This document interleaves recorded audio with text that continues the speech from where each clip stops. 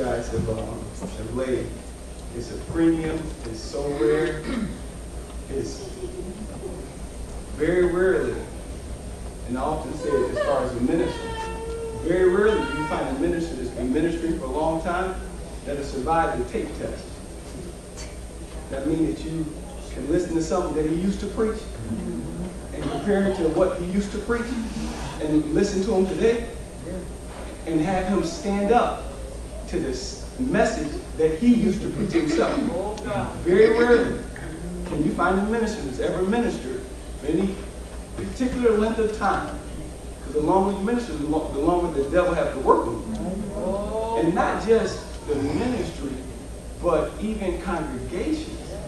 Very rarely. Now, I've got a lot of friends that are ministers and young pastors and the other. Very rarely do you have a young people that can come up in a congregation that the standard is what it's always been. Very rarely. And we just see ourselves so we don't appreciate it as much.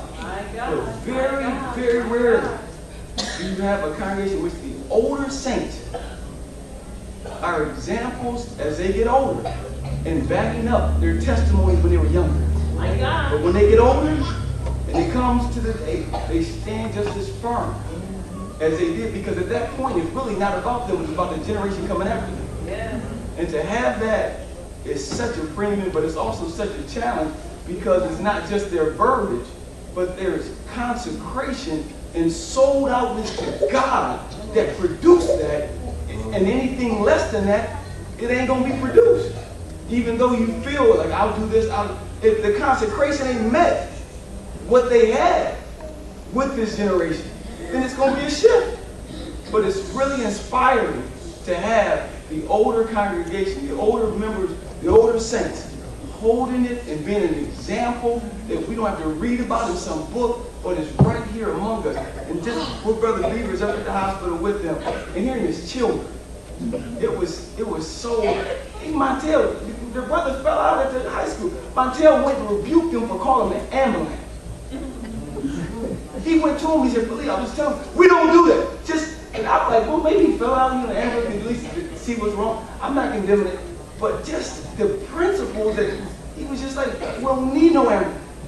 And I'm listening to him. And Carlton up there. Carlton was just sitting there like, man, to see him leaving here on Friday, and Sister Beavers really wanted Brother Beavers to declare his own stand. And we're in a room in there, and just to hear, just like the saints are gathering praying, and moments later, he's come to say what he feels to do himself. Carlton just started preaching in a room, like just going to and fro, and Anton, and just to see that whole life since he was young, and even at the funeral with his ruptured appendix and all, is such a blessing, saints. But it's one of the most challenging things in the world to sustain a stand and an inspiration and a faith to have it from one generation to the next. But I'm very thankful for the older saints and the congregation as a whole to be in such an atmosphere.